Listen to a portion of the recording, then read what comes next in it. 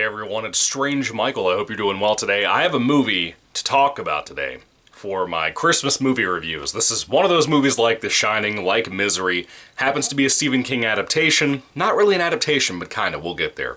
But a Stephen King movie happens to have this nostalgic feel for me, very much like those two other films, that I always think of The Cold, because of all the snow in the movie. And this is a fantastic movie that I grew up on. It's not perfect or anything, but it's a movie that I dearly, dearly love for a lot of reasons. There's so many good things about it.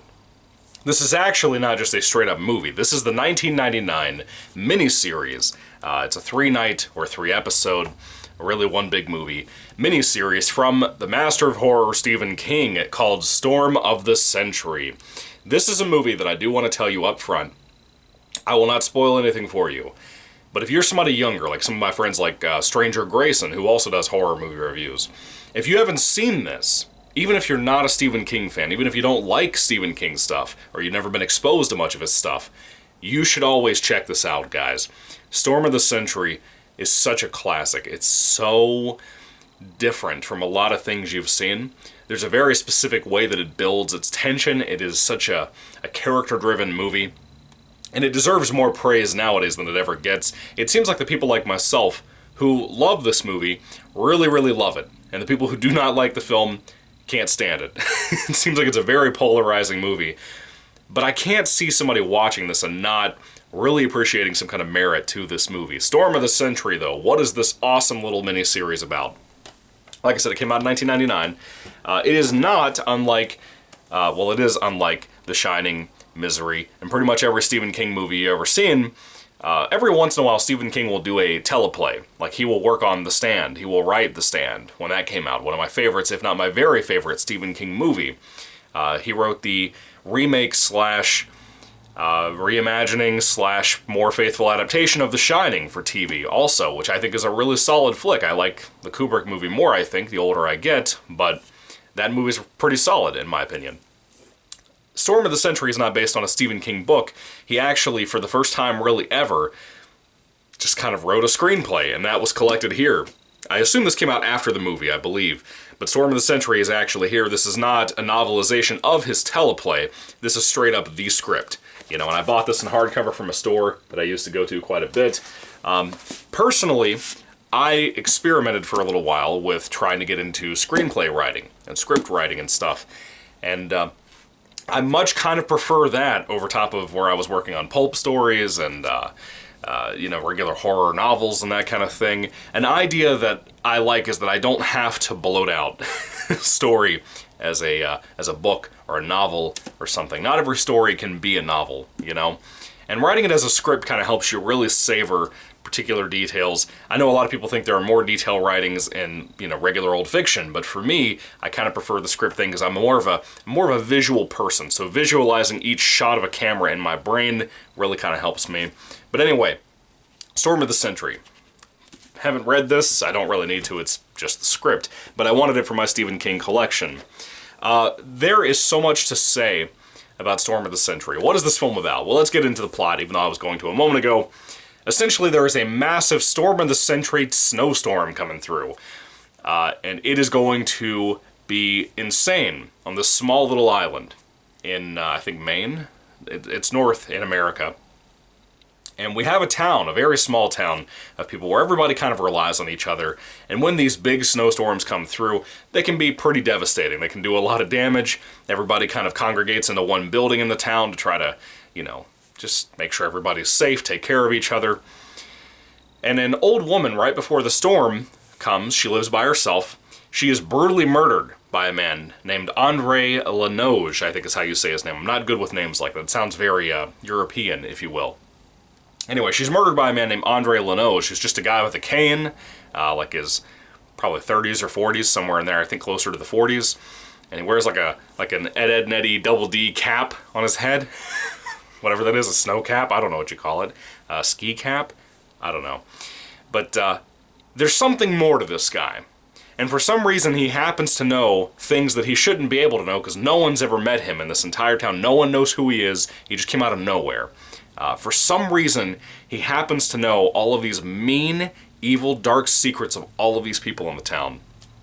And they essentially have to take him into custody after he brutally murders that old woman. And we actually have this film led by the town constable, who's kind of like a cop, sheriff type of character, Tim Daly. Yes, as many times as I've seen this movie, over and over and over again, I love this film. My mom got me into this movie many years ago when I was a kid. It terrified me. It scared me in a different way. And I think this was my first ever real time, even though you could argue Halloween is probably that, but I didn't really take that in with Halloween the way I did here. This might be the first atmospheric horror movie that I got into because of how much it frightened me. It might be the real one that really got to me, because I was watching Halloween before I watched this. I was probably about 8 or 9 is when I was watching this movie. And there's really not like a whole lot of gore or anything like that. It's a TV movie. TV was very different back then than what it is now. You couldn't do things like The Walking Dead on TV back in the day. So there's a lot of, I wouldn't call it censorship, but it's a lot of kind of look away from a lot of controversial things in this movie. But it also has other controversial things in it, like some of the dark secrets of the townsfolk. Anyway, Tim Daly. As many times as I've seen this film, he plays our main character here, Mike Anderson, the town constable.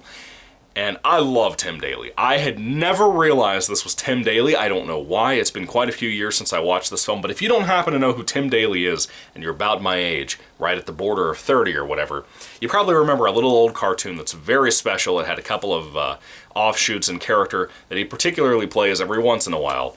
Superman the Animated Series. Yes, Tim Daly played Superman, and he is my favorite of the animated Supermen. I love him. Henry Cavill is my favorite Superman of all time. My favorite animated is Tim Daly. The voice is so good. I love Tim Daly. Such a great actor. But he plays Mike Anderson, and I knew every time I watched this movie, especially towards the end when he's yelling a lot, I knew that I knew that voice from somewhere. And now I know, because this time I was looking at IMDb to prep for this review this week, and I saw the name Tim Daly, and I was like, is this the same Tim Daly? Like, I saw the last name the way it was spelled. It's like D-A-L-Y, and I was like, there's no way. It is him. Great actor and a bunch of stuff. Really love Tim Daly. Very, very talented man. You also have some other faces you've probably seen around. For example, Comfior, who plays Andre Lenoge. He is phenomenal. He has like 4 or 5 technically different characters that he plays, but he basically plays Andre Lenoge. And I'm going to tell you, yeah, a lot of people give him a lot of shit because they talk about how he's trying to mimic Hannibal Lecter. Number one, that's not a bad thing. That is not a bad thing. That is a great compliment if everybody's comparing you to Hannibal Lecter. But number two, he looks like Anthony Hopkins. If you had anybody else who could play this role, it would be Anthony Hopkins. The way he speaks, the way his voice and tempo and all of that go for this particular role. Comfior, I don't know, I might not be able to say his name correctly, but he is Andre Lenoge. If they ever try to remake this movie, which they probably never will, but if they try, there will be no one who can play this character the way Mr. Comfior, I almost called him Andre.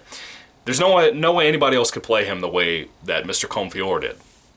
He's perfect. He's perfect. He is the best casting in the film, as much as I love Tim Daly, and as much as I love the wife of Mike Anderson, or Tim Daly's character, Deborah Ferrantino, who I know this name from somewhere. I do not know where she's from. I looked at her IMDb page. I cannot find out where she's from. She's phenomenal. She's really great, especially towards the end of the movie, too. Their marriage being nice, being good, having Tim Daly play a Christian man in a good role, and as a man who is a good guy, is kind of shocking, not only for, at the time, 90s Hollywood and movies and whatever, but also for Stephen King, because Stephen King is not a fan of Christianity by any means.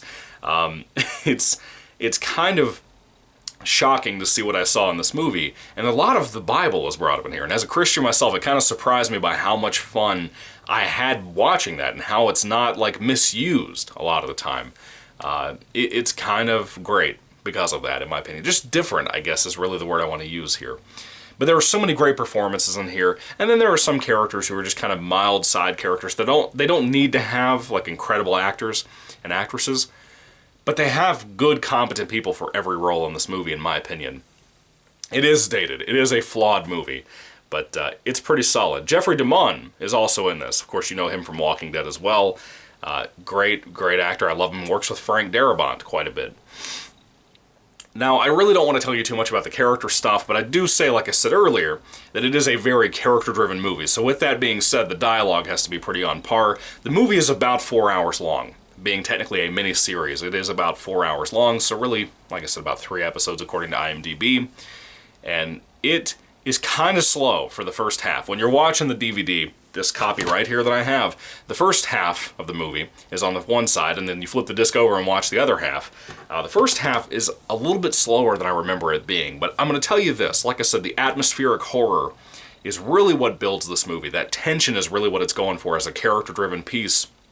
And the snowstorm outside, I know it had to have been expensive to shot this movie in that, but like, using that wind as a background noise, it's like a ghost. It's like howling almost. And it's so incredibly well used for this movie to really build this atmosphere of almost entrapment, almost claustrophobia.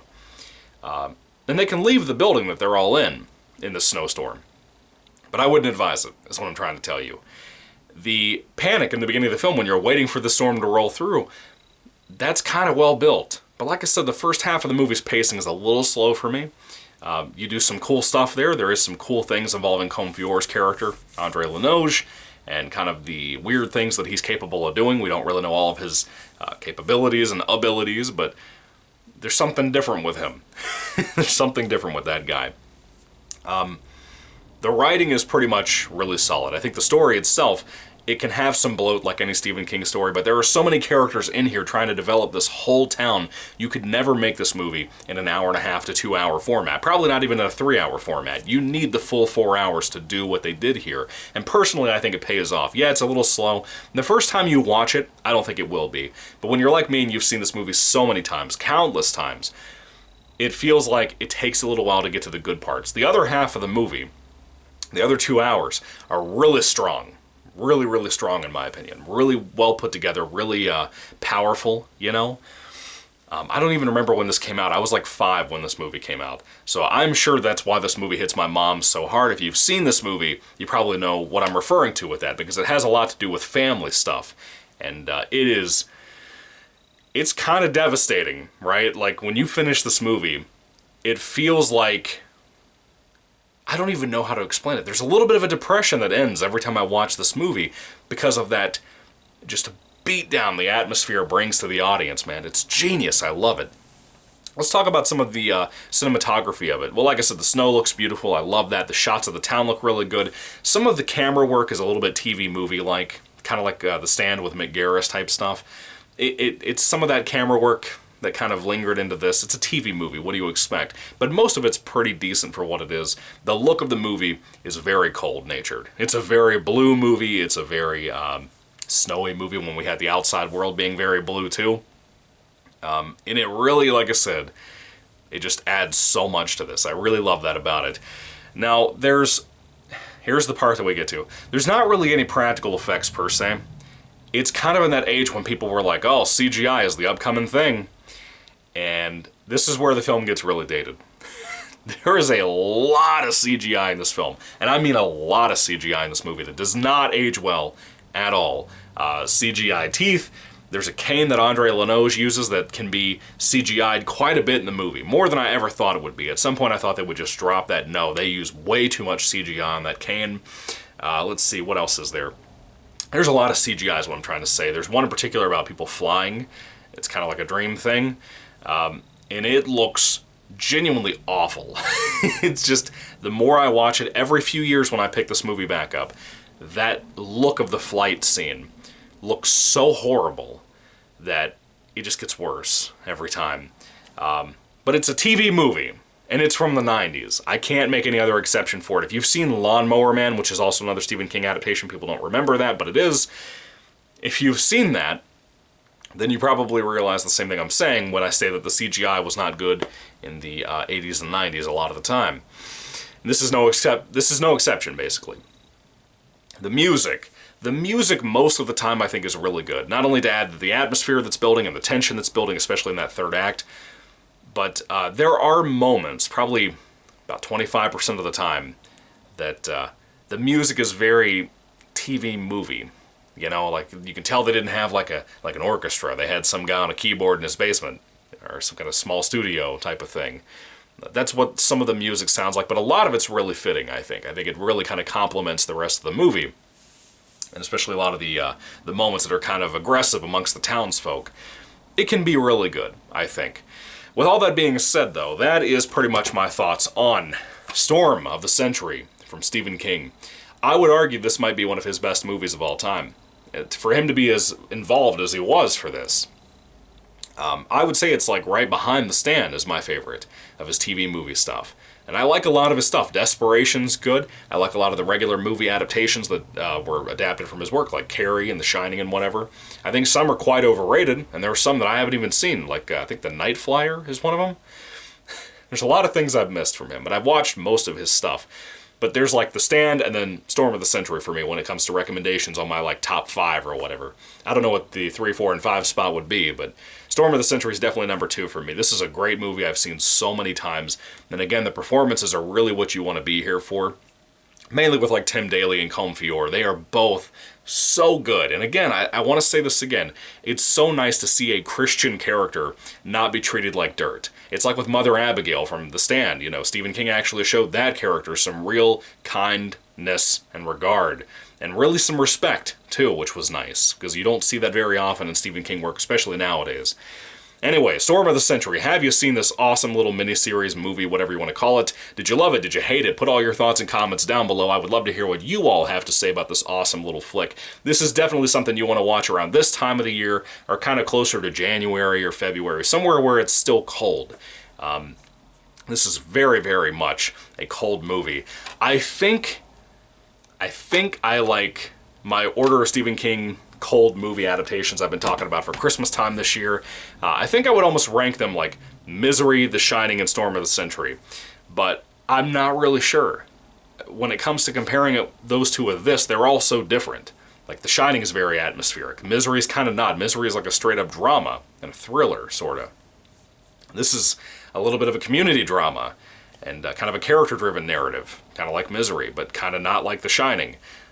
The Shining is more just visual horror. It has a little bit of, you know, family drama, but not really well done in that regard, in my opinion. It has its moments for that, but still.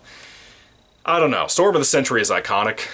I think if you haven't seen it, you're really missing out, and I really genuinely love it. I think it's a great flick, and I really, really gotta recommend it to everybody here who's watching this video if you haven't seen it before. Great flick. Really, really, really big recommendation from me.